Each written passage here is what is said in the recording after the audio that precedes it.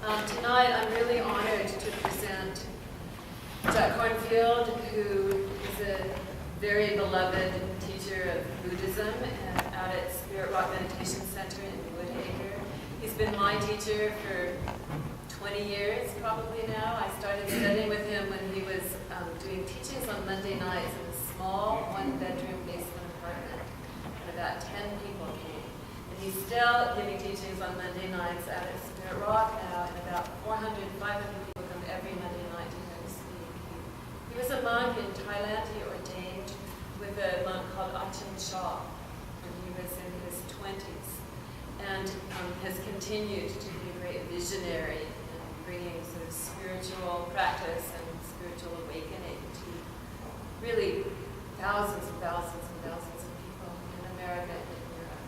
And interviewing Jack will be Bokara Legendre, who has been refining this interview process through a television show she's been doing on Link TV called Lunch with Bo.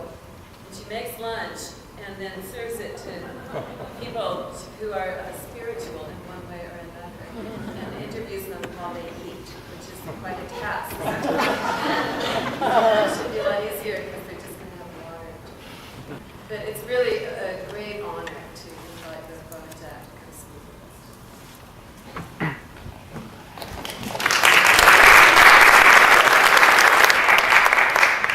After they speak, there will be an intermission, and then Corey Fisher and I will do a performance based on the issues and themes and stories that the presenters talk about. And then after that, there's this wonderful dance. So it's different. In other words, Nina's going to roast us.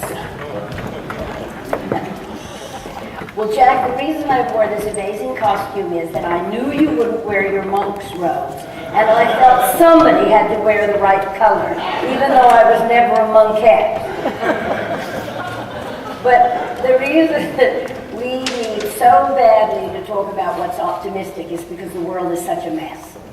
And I think that what's hard to deal with is the amount of suffering that's happened to us in just so recently. I mean, beginning with 9/11, Iraq, the tsunami, New Orleans, and then we all have our own ghastly problems. And it just seems like such a lot. Therefore, we have to learn how to carry this pain and suffering that's the world and that's our own. And so, of course, I'm coming to Jack, because that's what he teaches all day long. And so he's going to tell us how he's suffering from his cold and the whole world and dealing with it. Yeah, is it okay to have a cold while everybody in New Orleans is being washed back out to the Gulf of Mexico? I don't know. Very pleased to see you, to be with my dear friend Mo, and to sit with you in the question that is really the question of our humanity at this time. And it's also a question of vision. Can we take a breath and step back and get some bigger picture? Because there's a kind of failure of imagination in the era and age that we live in. I have this cartoon from the New Yorker that shows two generals striding down the hall of the Pentagon, and one says to the other, "It really shook me, I can tell you. I dreamed the meek inherited the earth." and so there's this question of, well, what is our vision and how do we hold what's happened in Mississippi and Louisiana and in Basra and Baghdad and in so many other places. I've got enough stories to tell for the next 24 hours. So relax, once upon a time, this is bedtime stories. But I'll tell a few, and in a way, stories are medicine.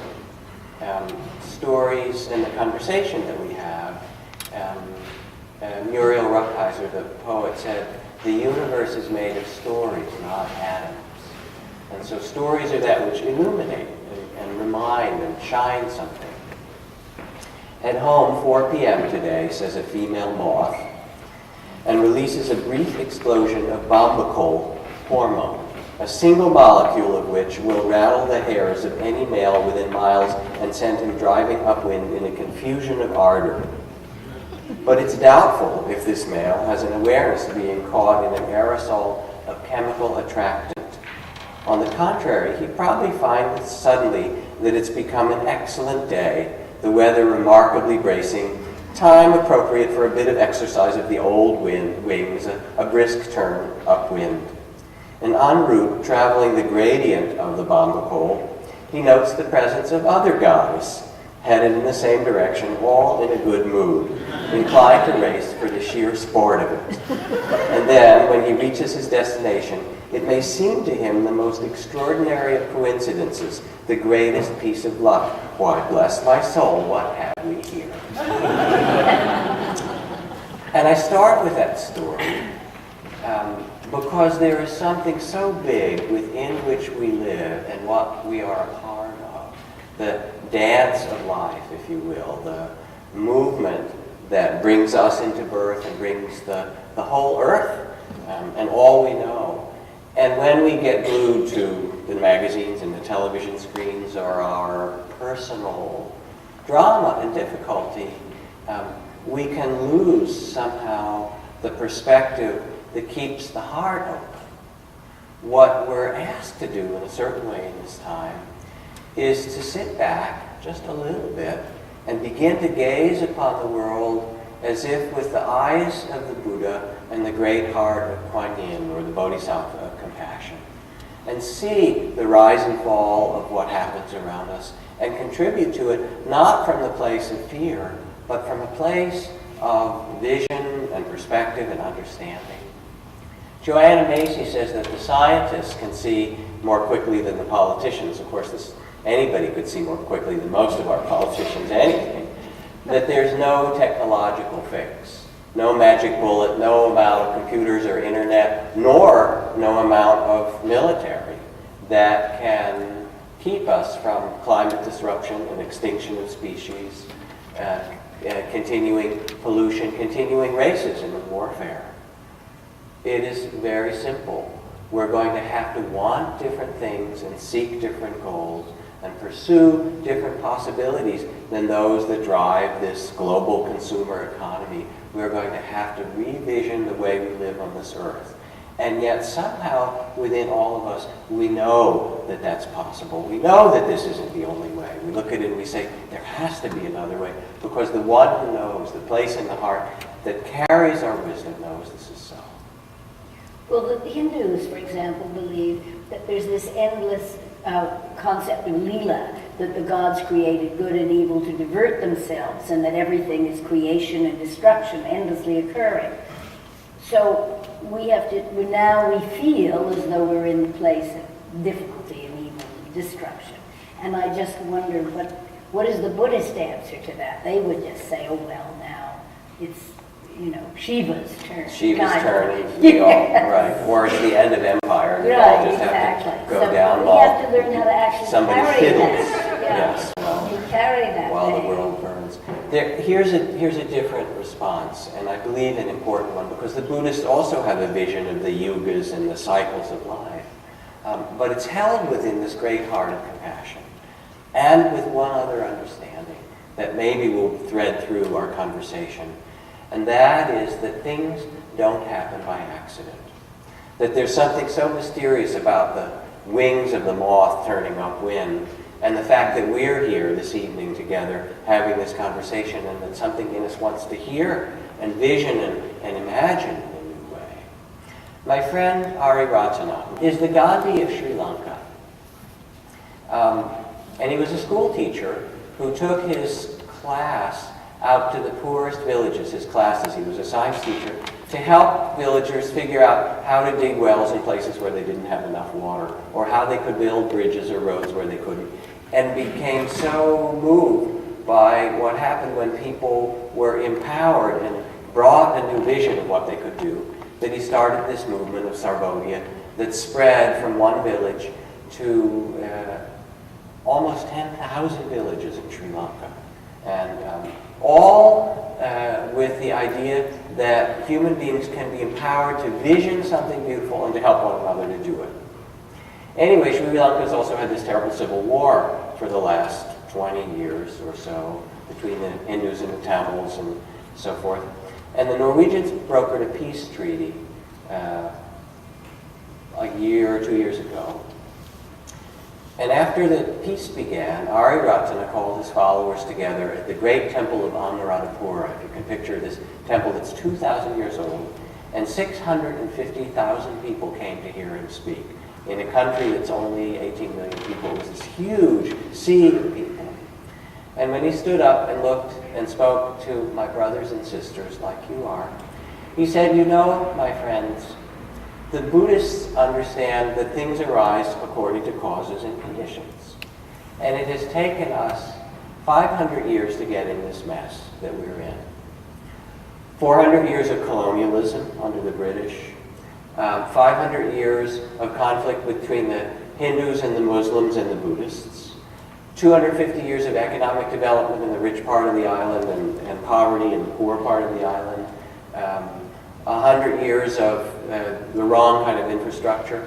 So I'm offering to you a 500-year peace plan. The first 5 years we'll just not fight with one another. The second 5 years we'll begin to rebuild roads and schools.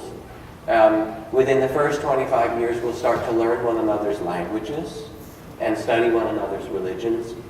Within the first 50 years we'll make economic zones to redress the economic disparities. And after 100 years, we'll have a council of elders to see how we're doing. And then the second and third 100 years for 500 years. And I heard this and I almost wept because I realized that it was the words of an elder. It wasn't somebody who was worried that in a nanosecond there would be a new election and he or she had to do something to get reelected. But it was visioning what seeds need to be planted on this earth by us in our lifetime, so that our grandchildren's thousandth great-grandchildren will have the fruit of these beautiful seeds. And so the answer, if you will, to these cycles of the world, yes, there's joy and sorrow and good and bad times, is to step back and see that if we plant seeds of beauty, the seeds will inevitably, absolutely bear fruit. Though I do not believe that a plant will spring up where no seed has been, says Thoreau, I have great faith in the seed. Convince me you have a seed there, and I'm prepared to expect wonders. So there is the sense that in this time, part of what is called for from us is really a vision of beauty, no matter what's happening, in the political sphere, what's happening in the economic sphere. There's a kind of vision of beauty that I've seen you carry, and that I've seen you carry, because I can see some people I know out there, and I know you carry it. And it's important to be able to have a vision of beauty that is bigger than the chaos that's around us. So that's the first step, is to have the vision. And then, of course, the second step is to ask, what is the particular bag of seeds that I've been given? Another little story. A school principal who found it in her heart to want to do something besides work with kids, decided to make sandwiches for the homeless people in her neighborhood.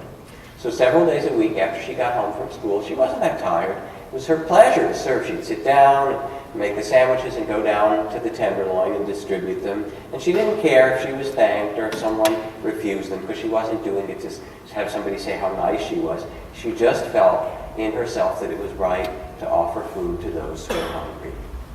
After some time, the media found out about it, and she became a kind of minor celebrity in her area.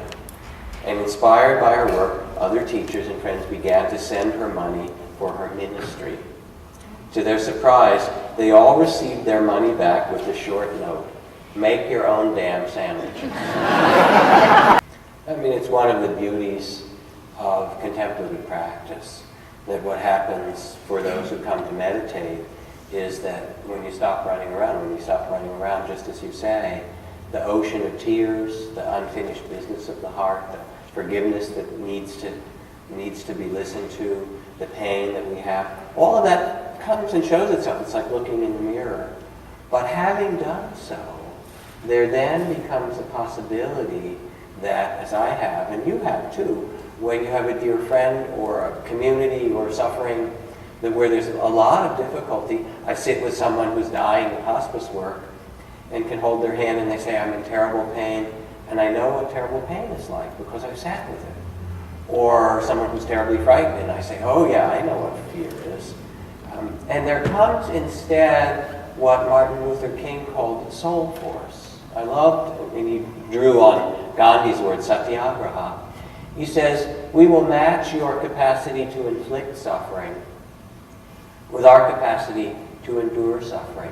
We will meet your physical force with soul force. We will not hate you, but we cannot in all good conscience obey your unjust laws, and we will soon wear you down by our capacity to suffer. And in winning our freedom, we will so appeal to your heart and conscience that we will win yours in the process. And I think in these times, what we need, each one of us, has to look at what connects us with that well or that reservoir, that depth of the capacity to bear witness to the suffering of the world with our eyes open and our heart open, and to say, yes, here is my gift, here is my response. Thich Nhat Hanh says, when the crowded refugee boats from Vietnam met with storms or pirates, if everyone panicked, all would be lost. But if even one person on the boat remained calm and centered, it was enough. It showed the way for everyone to survive. And so it says in some way that a person who cares and carries that soul spirit, even in dark times, maybe most importantly in dark times, the candle in the dark times, is that which illuminates the way. Yeah, and in the deeper understanding of Buddhist cosmology, you can't avoid suffering. You can't avoid death, you can't avoid aging, and there are times in the earth when there's quite a bit of suffering. The question is, can we do something noble and beautiful with it? And the truth is that we always can. Like, one of the pictures that I carry with me when I teach often is of a man that many of you perhaps have heard of, named Vedran Smolovic, not by his name, but he was the cellist in Sarajevo, who was a member of the Sarajevo National Symphony. And for the 3 years that the city of Sarajevo in the Yugoslav war was under siege by mortars and snipers, every day he would go out into the square, dressed in his tux, put out a little folding chair, and bring his cello and play music for the inhabitants of Sarajevo that they would not give up hope. In spite of the snipers, in spite of everything, he did that. For 3 years he played his cello.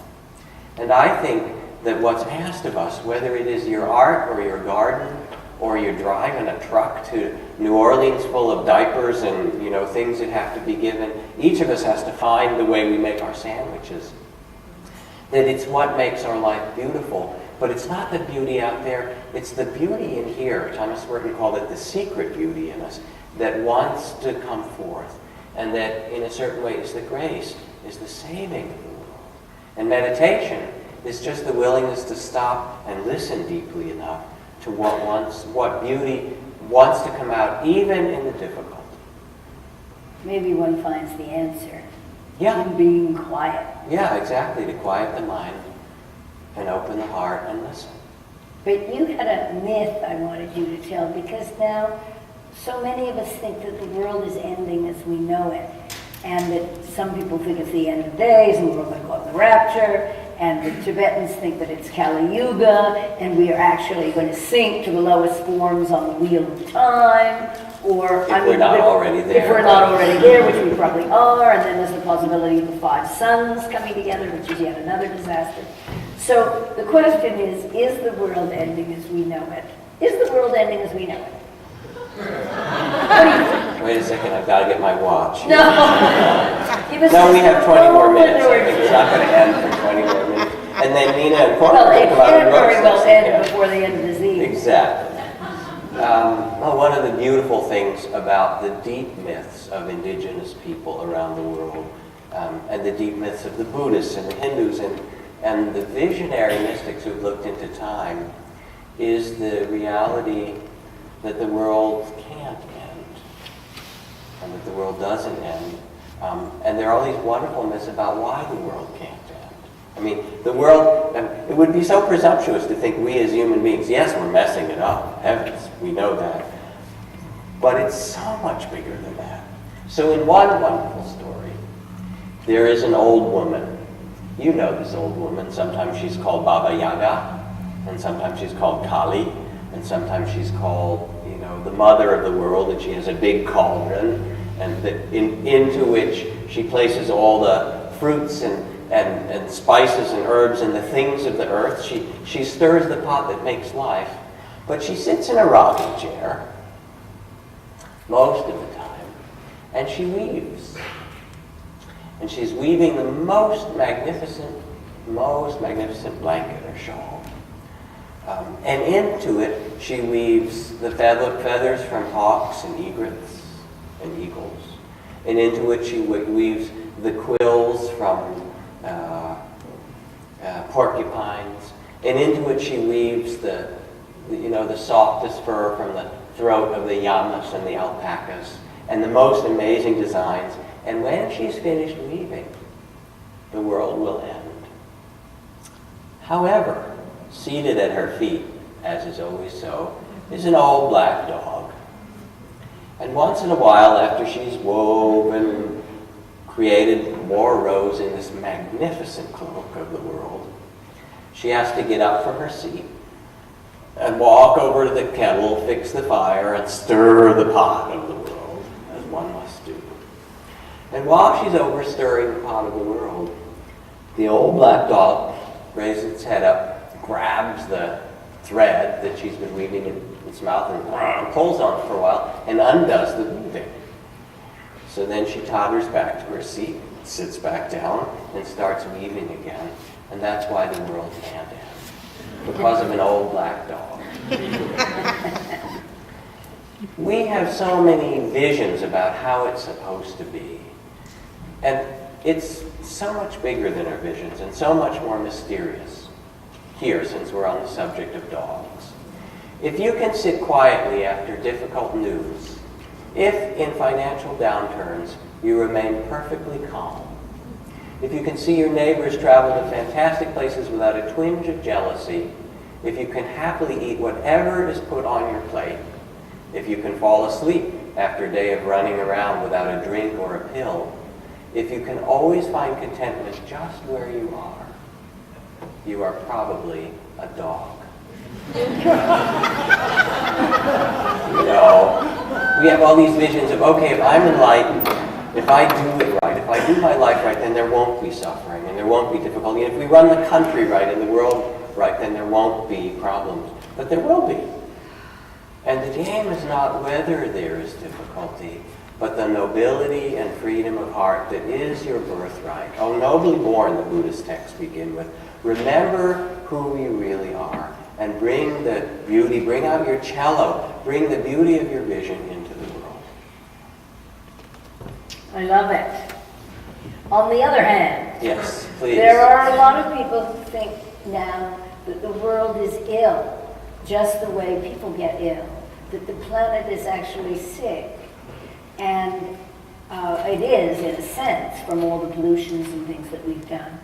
But Rachel Redmond, who's a wonderful doctor, said to me the other day in an interview that possibly illness is the way of teaching us compassion.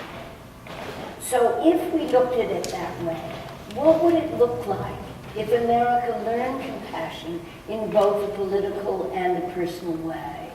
How could we actually become, God forbid that George Bush said this, a compassionate society?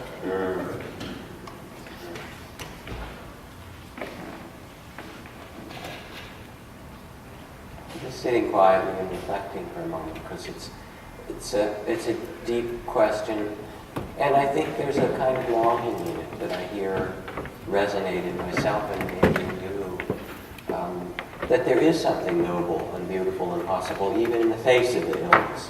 I mean, one of the things that brings such tears, to me anyway, is that even this country, America, United States, was founded, albeit imperfectly in the beginning, was founded on some quite noble visions. Very.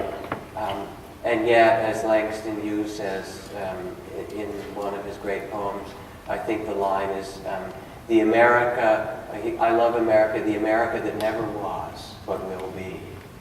That there's something that beautiful that we know that's possible. Maybe the first step, and a very difficult one, is to, if you're curing an illness, before even getting to the step of compassion, is just to tell the truth. I mean, part of what the hurricane has done is say, racism, class, injustice, poverty, how about acknowledging that we live in a racist society. Let us actually see the illness and feel the virus in ourselves. In 1989, the Soviet Union official newspaper, Izvestia, put on the front page an article saying that the government canceled final history exams for more than 53 million students.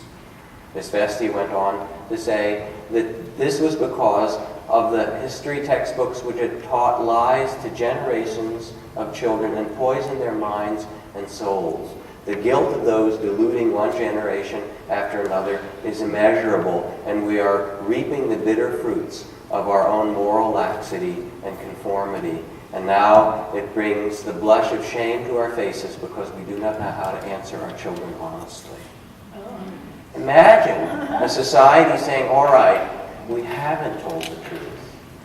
And there's a certain way in which seeing the truth and speaking the truth from a compassionate heart, stepping back and being the bodhisattva of compassion and saying, this is the illness of greed, that, oh, we have a religion that more greed is better. That's an illness.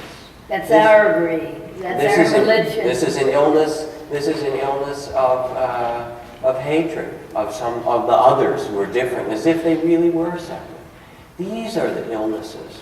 And we want to talk to our children. We want to go to the root of the illness and find a new vision, a compassionate vision. It's not new. That's the other thing. I mean, Jesus said it, and the Buddha said it, and Muhammad said it, and lots of other, women said it. Thank you. Not just the guys. I mean, they're the ones that they wrote the stuff down. But in fact, that's the place to start. I'll tell you a story. When I was in the Cambodian refugee camps years ago, my teacher, Mahato Sananda, this wonderful Cambodian monk and saint who did peace marches through the worst fighting in Cambodia over years and years, decided to build a little Buddhist temple in the camp at Sa Kaeo for 50 or 100,000 refugees. And this particular camp, which was very poor in this dry, barren land, everybody had a little bamboo hut. You could touch the walls with your hands. It was that small. Little hut and a little roof. 50,000 people. And he said, I want to build a little temple in the middle of the square here for people who'd like to come. But because it was a Khmer Rouge camp, there were a lot of people who'd been in the Khmer Rouge villages who'd escaped. The underground Khmer Rouge in the camp let it be known that anyone who went to this Buddhist temple, when they escaped or returned to Cambodia from the camp, they would all be killed. And this was people who lost everything, their families, so it was not an idle threat. But the UNHCR allowed him to build a bamboo roof and a temple and put a Buddha and a big gong and so forth. And when the appointed day came, he walked around the camp with a bell, inviting people that midday to come, after 10 years of no religion, temples burned, villages destroyed, to come to his little Buddhist temple. 25,000 people filled the square. Quite amazing. And he sat there and looked out upon the group. And I thought, all right, what will he say? Because here's a group of people who had suffered as much as anybody on earth. A terrible Holocaust in Cambodia. Just survivals, an uncle and one niece, and all that was left of the family, the rest was destroyed. You could see it in their faces. And he bowed to them and he began chanting in Sanskrit and in Cambodian Khmer, the ancient chants that they hadn't heard for a long time. And the chant that he started with was this verse from the Buddha that goes, "Hatred never ceases by hatred, but by love alone is healed. This is the ancient and eternal law." And he chanted it over and over, and they began to chant with him, and people were sitting in tears, were running down their cheeks weeping. First, for the suffering that they had encountered. Secondly, because they hadn't heard the music of the Dharma, the music of the heart for 10 years, everything was destroyed. But most importantly, I think, because the words that he said, the medicine of his words, were even bigger than the sufferings that they had encountered. He was saying, you have been through the worst sufferings of our nation, and still, the truth is that hatred never ends by hatred, but by love alone is healed. This is the eternal law. And when you hear it, you know it's so, and you need to follow it. And this is really the medicine of our time. It is again, the soul force, the courage, whether it's sandwiches or planting a garden or playing your cello. It's such a big game. We don't know what's going to happen. Who could have predicted the fall of the Soviet Union? Who could have predicted 50 amazing and strange political things that have happened, or worldwide or global or technological things, really unpredictable? It's not up to you to predict it, or me, or anybody. It is us to see, here is the garden. What are the seeds that I am willing to plant? And it's true we're in a dark time. So sometimes you need like a flashlight to plant the seeds. My friend Annie Lamott calls it the dark middle. We're in Act 2, right?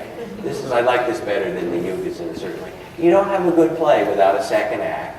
And in the second act, there's trouble. Otherwise, no one would go to see the movie, right? All right, there's a movie on the screen and everybody's happy for the whole movie. Who would pay any money to go and see that, right? We had somebody went to Ramakrishna, the great Indian sage, and said, "Why is there evil in the world?" He closed his eyes, reflected, and said, "To thicken the plot." We are in Act 2, and it's tough. And I don't mean that people aren't suffering terribly.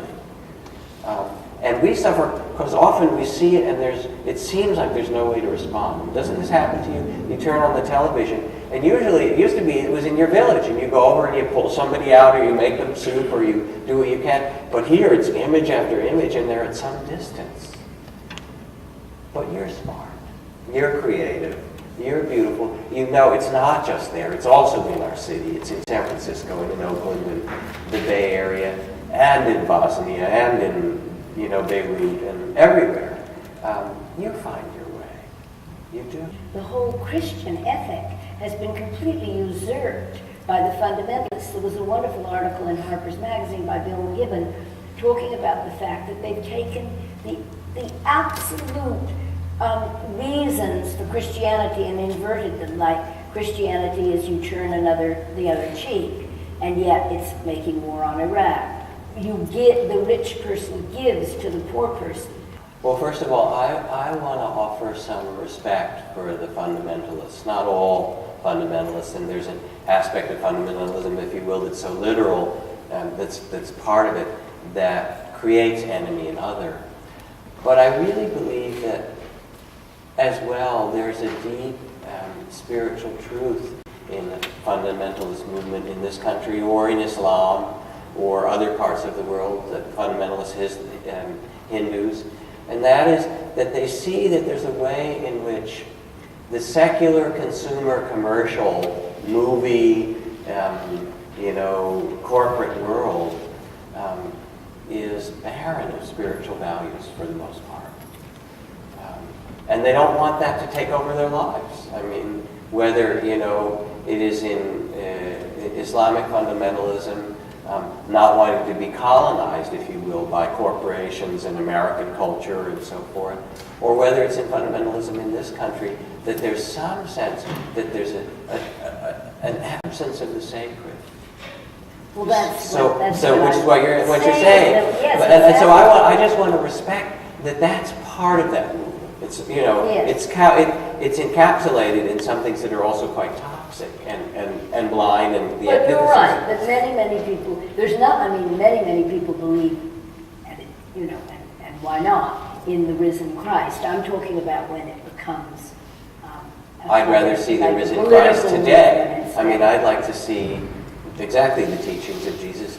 Let us turn Yes. the other cheek. Let us, just as you were saying. Right. So perhaps what we're being called upon again in this reimagining of life, in this stepping back and seeing with the great heart of a Buddha or with the vision of Jesus or Mother Mary or Kuan Yin or whoever, Guadalupe or whoever it happens to be that inspires that Tara vision, is to see that actually there are millions of people who are longing for that. It's not just you, Bo, and me, and us sitting here, and many detours and not quite knowing how to do it, but actually that there's something that's wanting to change in the consciousness of the I earth. think so. And even if it's faltering and being done in the wrong way, there's something under there.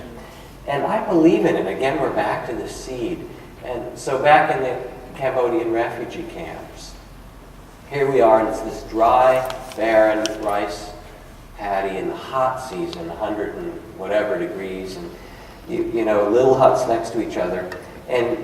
But when you go out the door of your hut, there isn't a door, just an opening and a piece of cloth hanging there. There's a little patch of land that's next to your door where the path, next to the path, so everybody has 1 square yard, literally 1 square meter of land. And what amazed me in that camp was after 2 or 3 months of being settled there, almost everyone who'd been there for a while had planted a garden. There were these little squash and bean plants, and you had to walk 1.5 miles to the edge of camp and then down this huge pit well. It was dug by a bulldozer, and wait in line for an hour with your bamboo pole and the 2 buckets on the end in the hot blazing sun for an hour to get your buckets of water and carry them back and water your little bean plant or your squash plant. And here were people who had lost everything and who were shell-shocked and traumatized in very deep ways. And yet I went row upon row, and here were these little gardens. There is something that is so indomitable in the human spirit and in the spirit of life itself, and it wants to come back, and it's holy and it's sacred. And for us, part of it is really trusting and bringing that beauty somehow out of ourselves and seeing it as a potential in the world and in one another. I see is in the reaching out to one another and the seeing that it's not, in Africa, when you meet a person and you ask, how are you doing, they always answer in the plural. They won't say, I'm doing this or that. They'll say, we are well or we are not well. She herself might be well, but her grandmother is sick. So she'll say, well, we are not so well this week. Oh. Because the whole notion that you are an individual isn't there in that village. We are well or we are not. A little story for you. I know we're coming toward our end. One day I was walking through the Stanford University campus. I think this is from my friend Dina Metzger. With a friend, and I saw a crowd of people with cameras and video equipment on a little hillside. They were clustered around a pair of chimpanzees, a male running loose and a female on a chain about 25 feet long. It turned out that the male was from Marine World and the female was being studied for something or other at Stanford, and who I thought were the spectators were actually scientists and publicity people trying to get them to mate. The male, as usual, was eager. He grunted and grabbed the female's chain and tugged at her. She whimpered and backed away. He pulled again. She pulled back. Watching the chimps' faces, I began to feel sympathy for the female. Suddenly, the female chimp yanked her chain out of the male's grasp. To my amazement, she walked through the crowd straight over to me and took my hand. Then she led me across the circle to the only other 2 women in the crowd, and she joined hands with one of them. And the 3 of us stood together in a circle. I remember the feeling of that rough little palm against mine. This small chimp had recognized us and reached out across all the years of evolution to form her own support group. There is some way in which you say, well, how do we make the bridge? Where does the Spirit manifest? And it manifests in walking across the street to that person that you see that needs assistance. It manifests in the 1,000 ways that hands have been going out.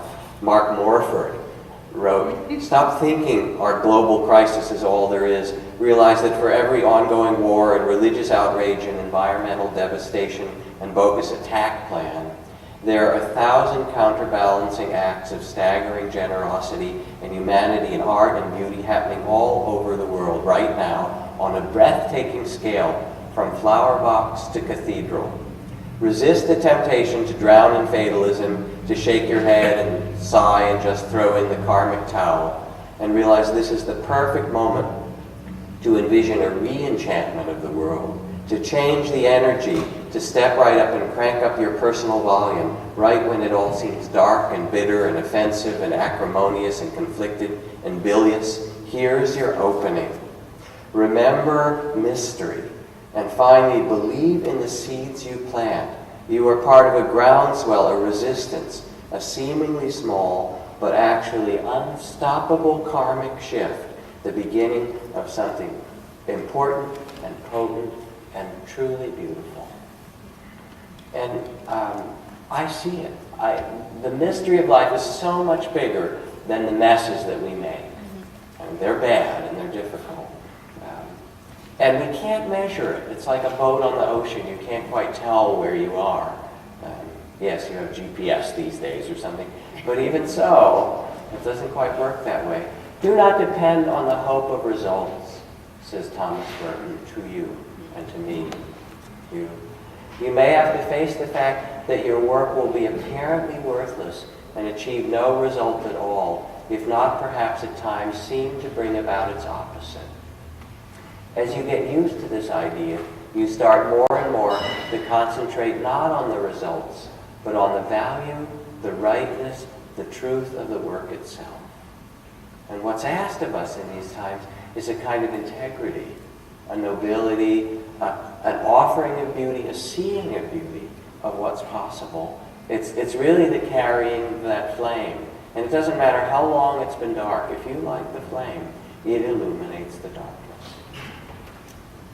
I think that in a way this responds to a question which has been coming up for me a lot lately, which is, what is the responsibility of people who are on some kind of path to consciousness, or to trying to create a better environment, or trying to make things politically better, or to the people who already have committed their lives to changing things? And it seems now as though this is a time when it's so important for us to all sort of get together.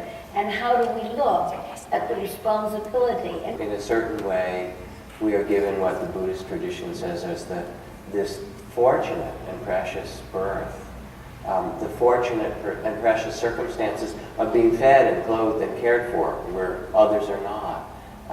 We have, you have, I have all the requisite things for living a beautiful and noble life, for bringing something beautiful on the earth. And as you say, especially here in the Bay Area or in California, there's a kind of consciousness that, it's great to be the butt of jokes around the country in a certain way, but it's also true because there is something that starts here, and it has many times before, and I think we are in. And it's wonderful. I imagine it's going to be through you that the illumination that's needed, the fire of the heart that needs to spread, will happen.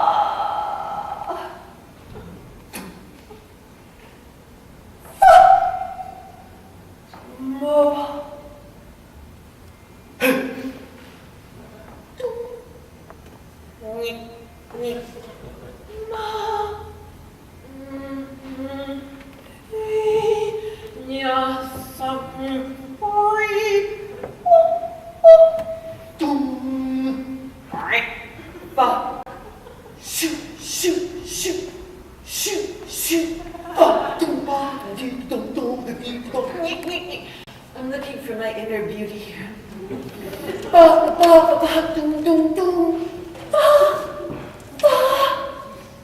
I'm cranking up my personal volume. From a place of my inner.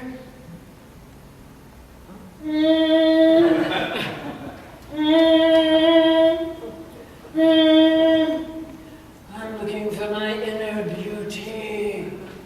I know I have deep inner beauty. And from my deep place of deep inner beauty, I will plant a seed.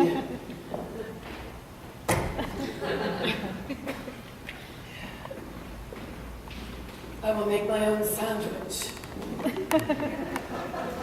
I will either plant a seed or make my own sandwich. I will plant a seed and grow a little garden and make the sandwich out of the garden. I will find, and I won't care. I will crank up my inner volume. I will find, I will discover, I know I will not get overwhelmed by the images on the television of places far away. I do not have to pack up my suitcase of diapers. I just have to find my inner beauty, crank up my volume, make sandwiches. I feel so much better. I knew there was something I could do. To make the world better. And now I know that the world is not ending, and that I do have inner beauty, which I was really thinking I didn't have. Because of sheer exhaustion. It's exhausting to watch those Supreme Court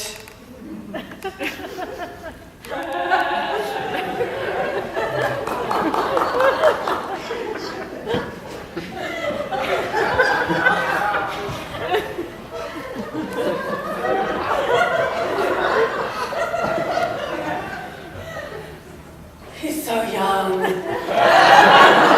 He's going to live for such a long time. It doesn't matter, because I have a 500-year plan.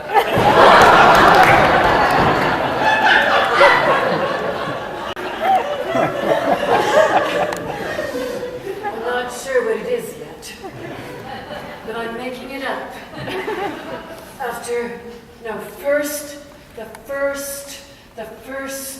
The first step is to close my eyes, follow my breath, and weep, and weep, and weep, and weep, and weep, and weep, and weep, and weep, and weep, and weep, and weep, and then tell myself it's all right, it's the second act. In the dark middle.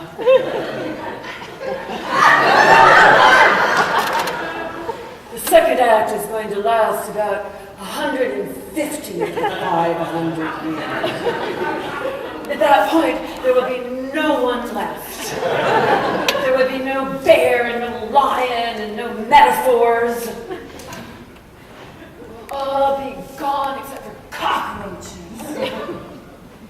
And the cockroaches smell some pheromone in the air, and the male will approach the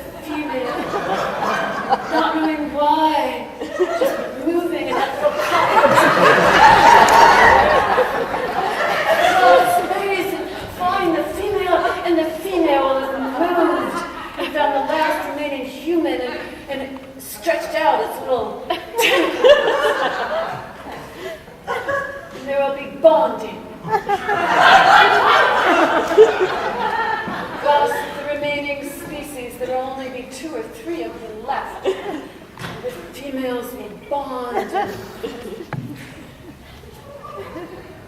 But meanwhile, I have to figure out what sandwich to make. I have to do something. I am doing something. I'm doing this. This is my sandwich. And you are the mayonnaise. And Jack is the bologna. And Mama's the cheese. And I'm the white bread.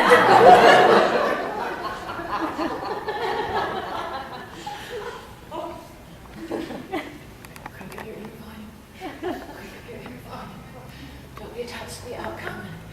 It does not matter that we were sitting 250 people in the theater tonight. It does not matter that your book is just being remaindered. At least it said the right thing. At least, don't get depressed. Don't get depressed. No, it's okay, get depressed. Get depressed for 150 years.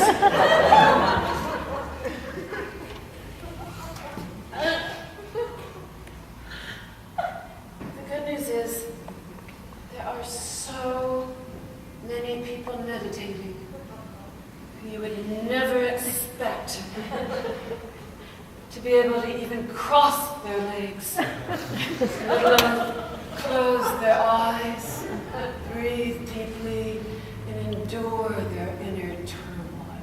I went to a retreat, and there, sitting a couple of zafus away, was the head of Monsanto.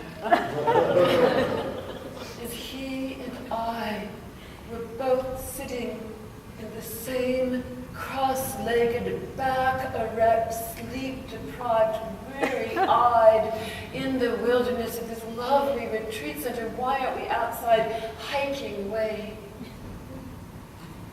And once in a while, looked over at him, Mr. Bad Guy. And there was tears. I mean, maybe he was crying because his wife had just left him or something. But I was sure it was because he realized his job wasn't that great. All of those chemicals. He was weeping. Mr. Bad Guy. And I was weeping. There wasn't any good or bad anymore. It was just all of us, sitting with our eyes closed, following our breath, and weeping. Because we're in the dark. The plot is thickening. Sometimes I'm not very happy about the dark middle. But now I realize it's quite dramatic and interesting. Hatred never ceases from hatred. Hatred never ceases from hatred. Hatred never ceases by hatred. By love alone does hatred cease to be.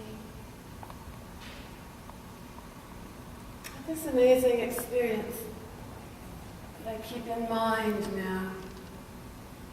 I was buying my house from my landlord. His name was Howard, and he has silver hair and blue eyes, and he's a podiatrist. He also owns a lot of houses bought with his brother and his father. And he decided to sell the one I was living in, and I couldn't quite afford it. And we'd become friends. We changed all the light fixtures in the house. I'd put in a little chandelier with a little bobbly in the bedroom,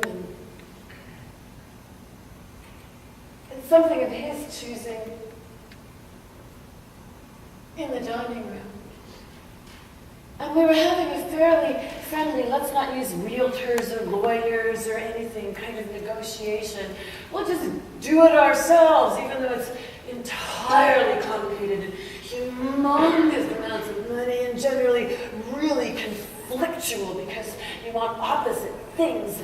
You don't want to spend money, and he wants all of the money you can possibly cough up from the deepest recesses of the Federal Reserve. And throw it at him, even though you only paid a dime for it. Now he wants millions, a gazillion, and it all seems completely out of reach and insane and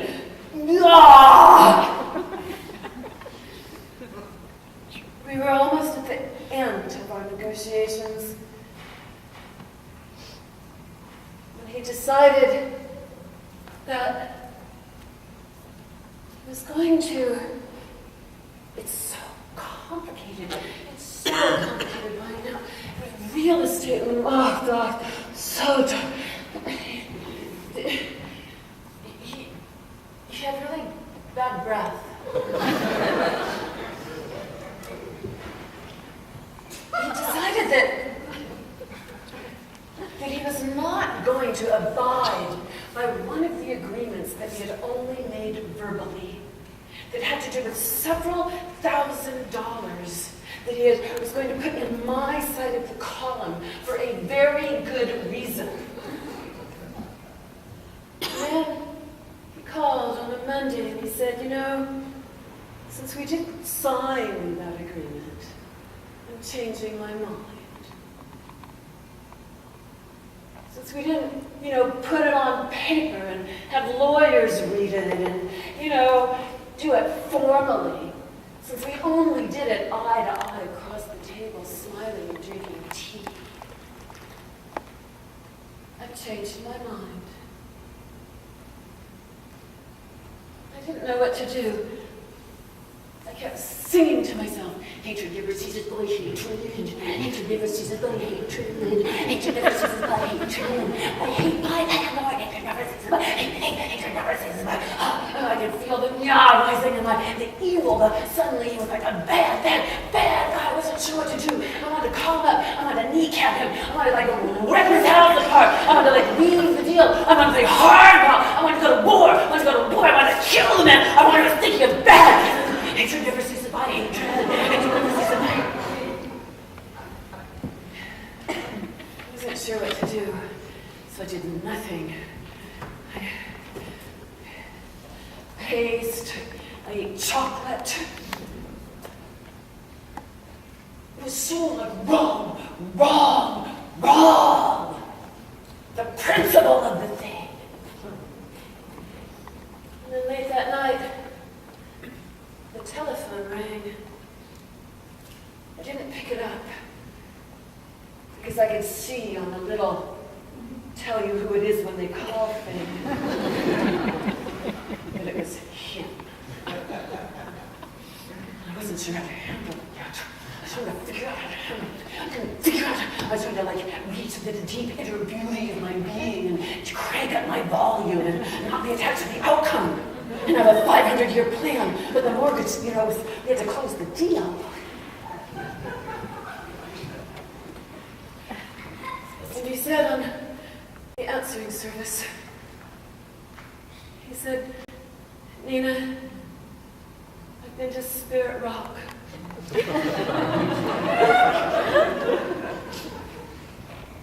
It's a Monday. Jack was talking. And I realize you've seen my shadow side. I may not have conducted myself entirely in a way. He said, I don't feel feel good about the, he said, he didn't quite say, it was kind of a sideways kind of communication coming through the service and some, I don't even know where the service is. Some place. He said,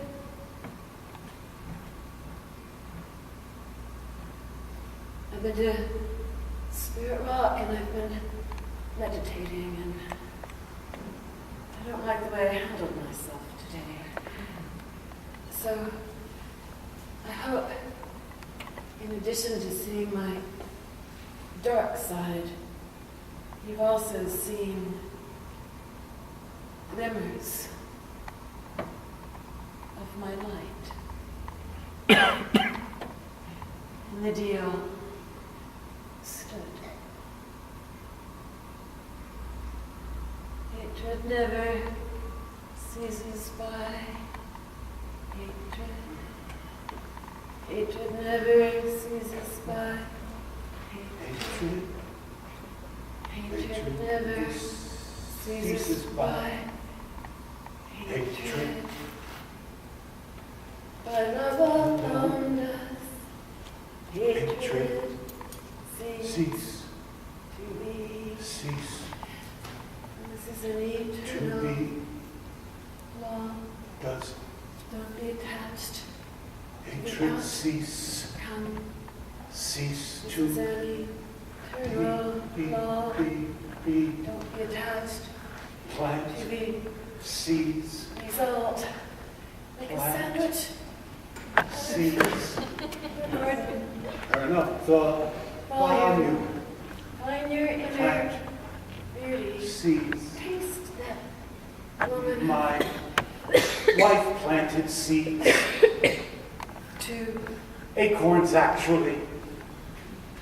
She brought them all the way from Texas and put them in containers. And now we have, maybe a dozen oak trees in containers in the backyard deck where there isn't really all that much.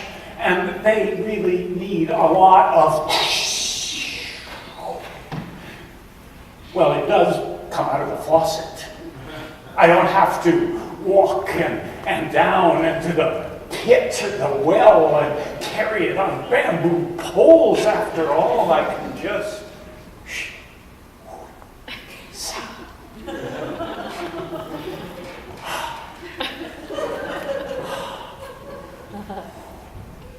and it's really amazing that what they say about acorns. I mean, I grew up in a very urban environment, and acorns and oaks, I thought it was just a metaphor, but by God. We've been trying to work out agreements about who waters, who does the dishes, who pays the bills, who calls the landlord when the plumbing needs, who waters. We were married 18 years ago. Jack Kornfield performed this ceremony. It was a Catholic, Jewish, Buddhist chuppah ceremony. Step on the glass, sing hymns to the Virgin ceremony.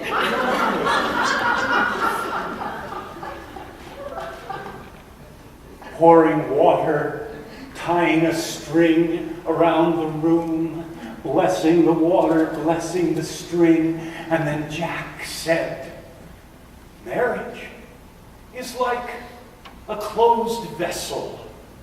You put the lid on and you turn up the heat. And nobody gets out.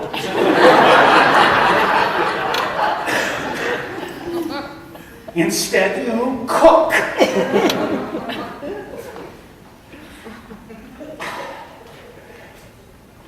And the flavors change and mingle, and it's much more satisfying than a sandwich, this kind of rich stew.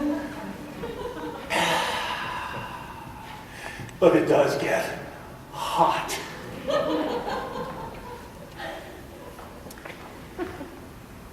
On the other hand, there's someone there to tell you stories.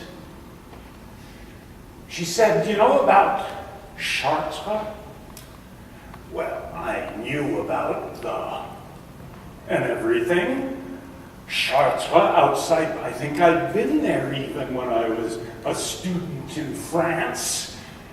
She said, "No, it's about how they built quarrying immense. It happened in the 12th and 13th centuries, or the 13th and 14th, because I always forget, because the date is actually a digit behind. I mean, if it's the 12th century, then it's the 1100s, and if it's the 13th century, the Crusades. The Crusades were going on. Still then, always riding off to the Holy Land to kill people. Imperialist ambitions, projects of domination. But while all that was going on, pogroms against Jews and Muslims all through Europe and the Middle East, the builders of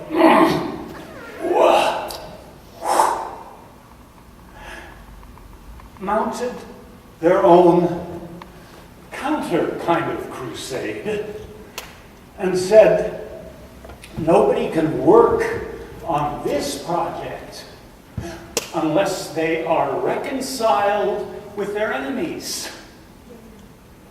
Hatred does not cease by hatred.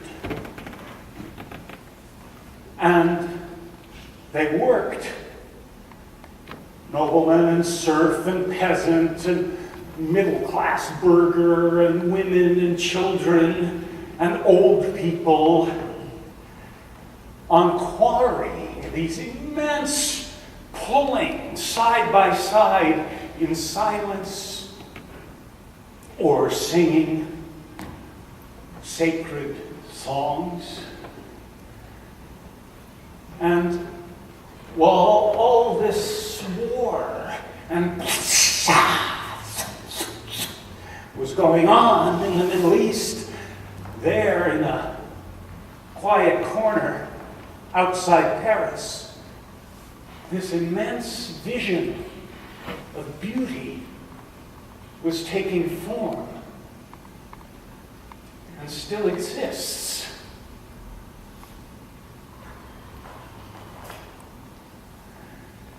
And I've been thinking a lot about this story. What it could mean now to build something.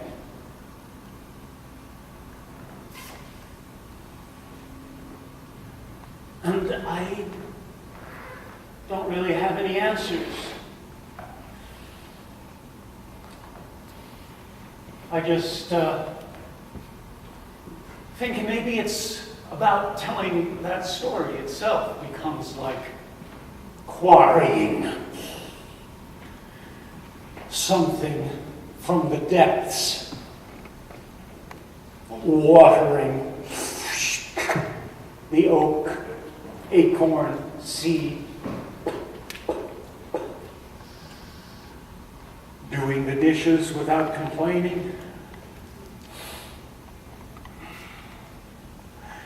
noticing that the incense I light has come from India, and wondering how many gallons of fossil fuel it must have taken to bring it here.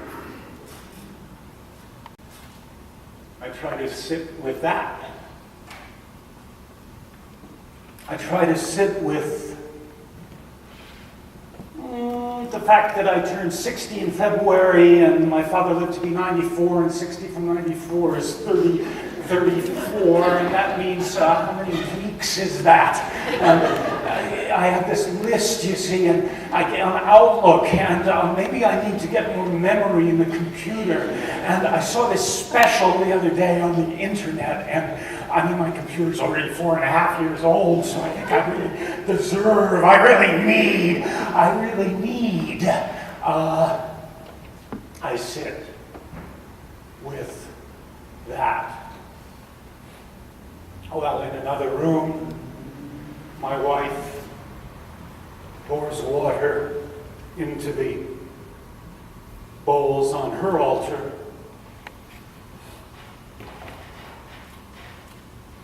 And sings hymns to the Virgin, visualizes Tara,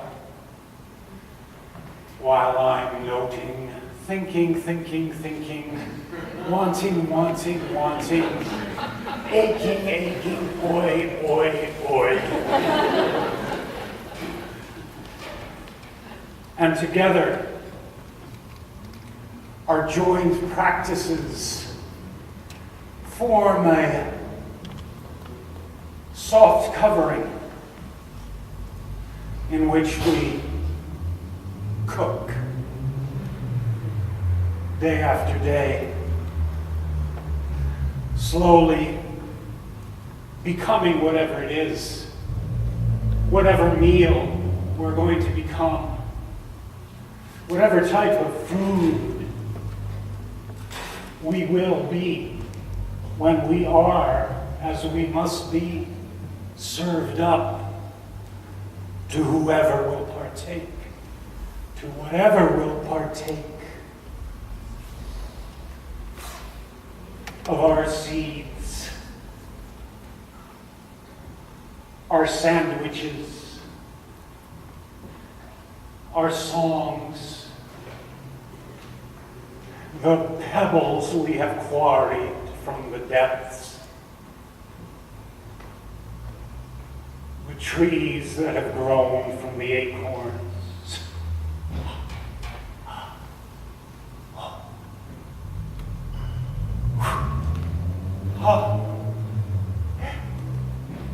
Hatred does not cease by hatred. By the love does hatred cease to be. Hatred never, I think we should jazz it up. Go ahead. Hatred never ceases by hatred. Hatred never ceases by hatred. By love alone does hatred cease. By love alone does hatred cease. Love alone does hatred cease. I still haven't figured out what the sandwich is that I have to offer. It was so inspiring to know that was the thing to do. I mean, it was such a Make relief. your own sandwich. It's such a relief It is. to know, at least we know now. You can't give money to someone operating else. instructions to make the sandwiches. We gave $100 to the Red Cross when we heard about Katrina. Now I feel very guilty for having done that. No, it's good to give money too. We should have just gone Just there. don't give the money with diapers in the trunk And sandwiches. and inner beauty. Did you think about going? For a moment. Did you think about going? For a moment. Did you think about staying home? A lot. Do you think we should go? Where?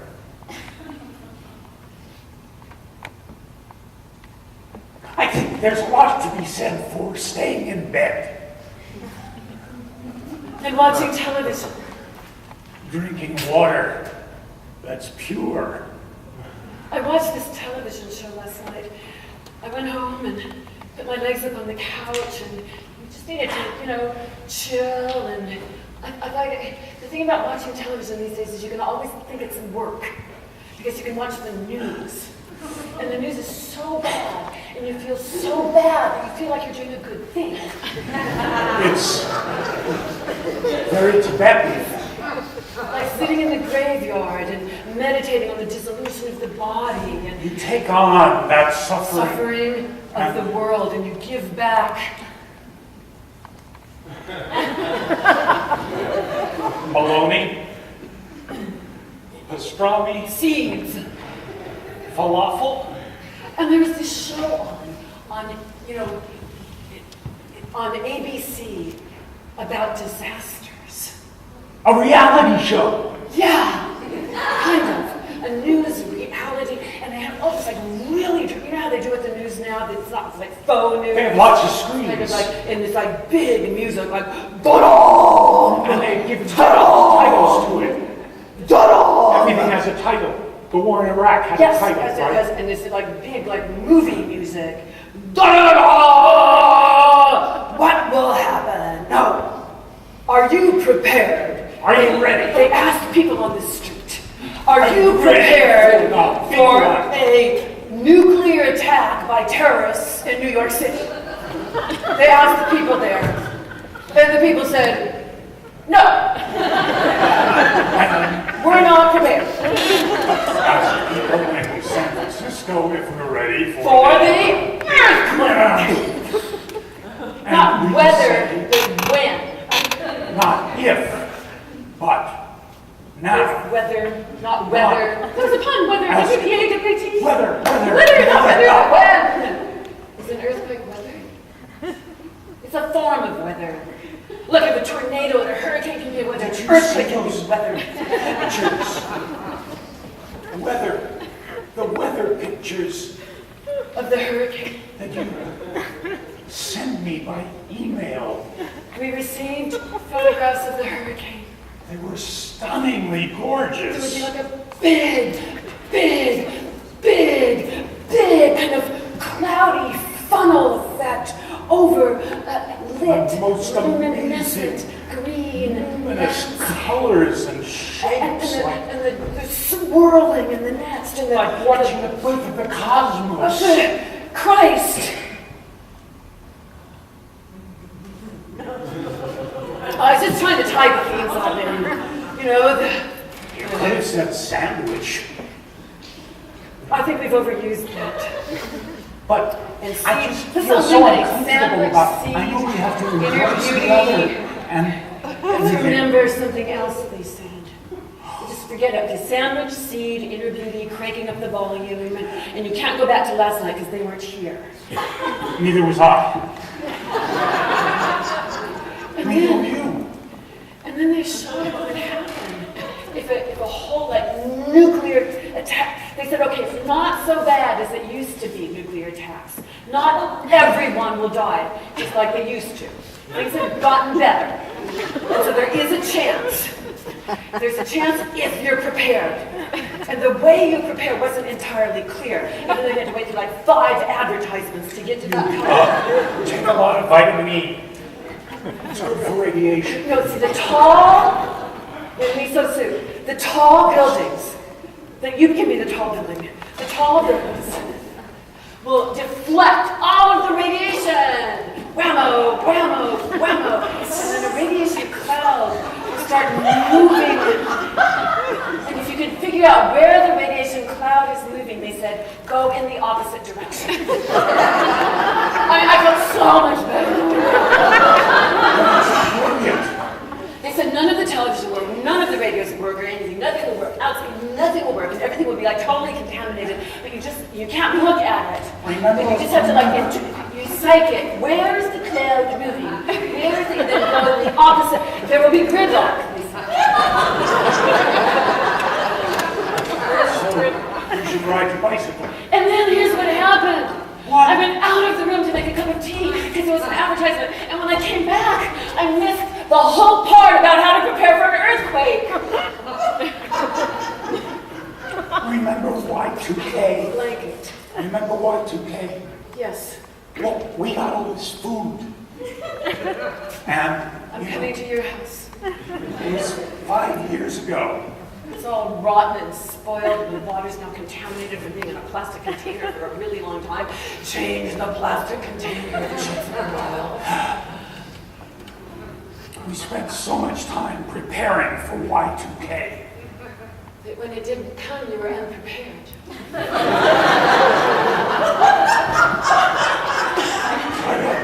got so depressed.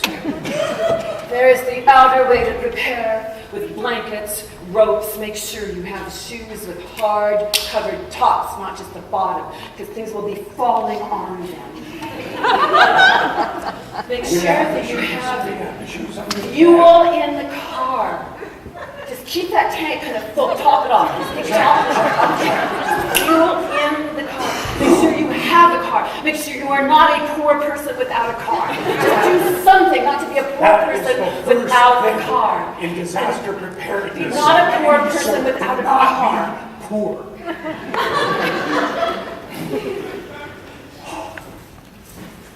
I've been working so hard on that.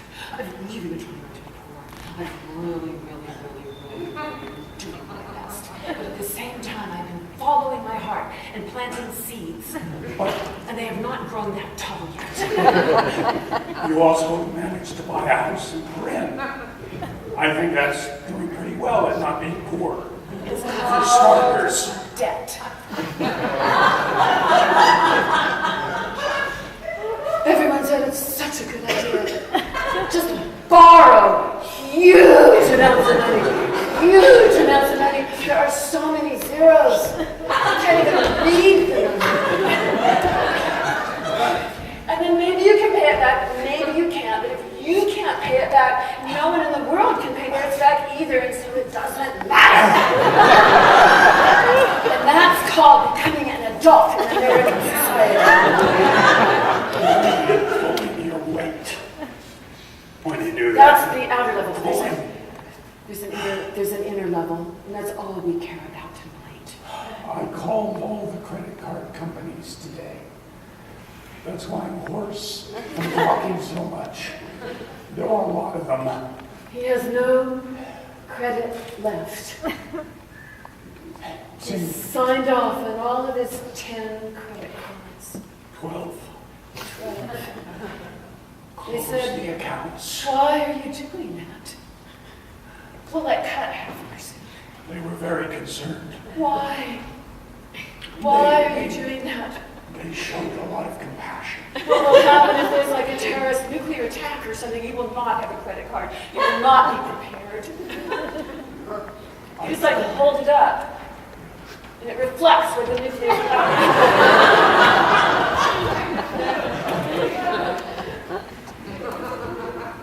If you cut up enough credit cards and dissolve them in acetone, they will form a preventive barrier against earthquake cracks.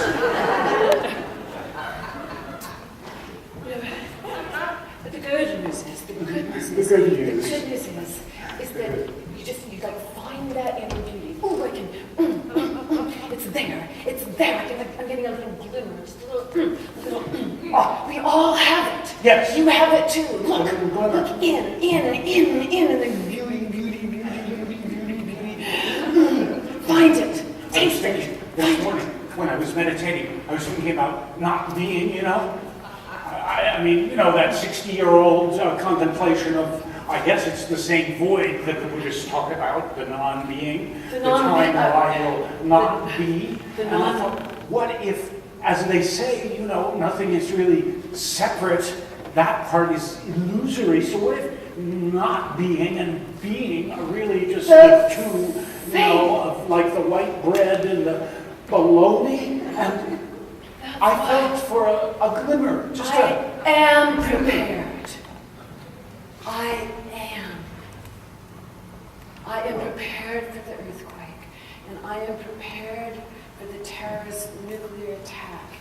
And then there was a show about the avian flu. Now hundreds of thousands of people are going to be we don't have dying, pets. and there's not enough vaccine. We don't have dogs that we'll have to abandon when we But because get into the car. they touched our inner beauty and planted our seeds, and we know that non-being and being are exactly the same. Fanned into Then flame. and we are not attached We are not. to the results We're not. of the It's all. performance or anything. No. I mean, you don't care if they You applaud or suck. not. It doesn't You matter. really don't. Like give us a standing ovation or just like walk out, road Well, and we don't it's try like this planting out. our Honest conceit, doesn't our matter. conceit. This is The our results we let This go of. is This our is a sandbox. 500-year This is a plan. plan. So you can be like stuck in Act 2. Keep for going. a really Long time. As long as Yes, we no, know there is no difference difference between being and not being.